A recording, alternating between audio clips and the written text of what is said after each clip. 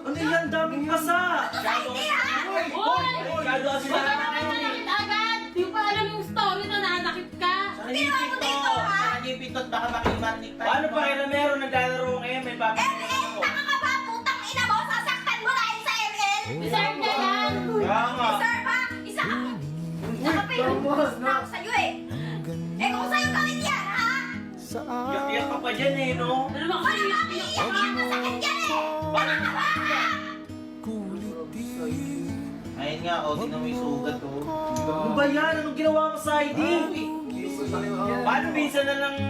Deserve na kasi yan ni Isa na EJ! Minsan ano? Minsan ano? Minsan na lang kaya mag-emit. Kung ano yung sa ID, napaka... Bobo yan. Huwag mo bago nga, di ba, bobo? Bobo? Ikaw yung bobo? Putang ina mo? Pinako mo na kayo, wala namang hindi nadadaan sa mga usapan. Tsaka, Hindi lang naman. Kaya nga!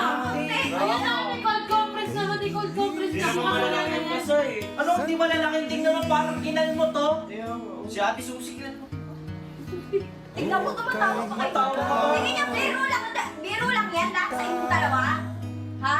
Eh kung kayo kaya bugbugin, dapat ikaw yung binubugbog susiya eh. Uy, nalaban ako, sige, hindi lumaban. mais na kayo. Lumabas ko lang naman ang kahoy.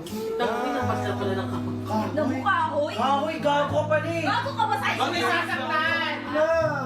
Huwag niyo ano dayaan niyo kung ano yung ginawa ni Saili kay hindi niyo parang gantihan pa.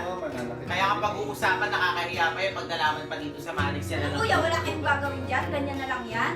Masyado kasi bakailamero eh. Makailamero tayo sa ML. Buisit ka. Ano kasi mag-ML na gumaling pa rin dinaasar sa Kaya society. nga. Deserve niya yan, ano ka ba? Dahil lang sa ML. Bugbugin mo yung tao dahil sa ML.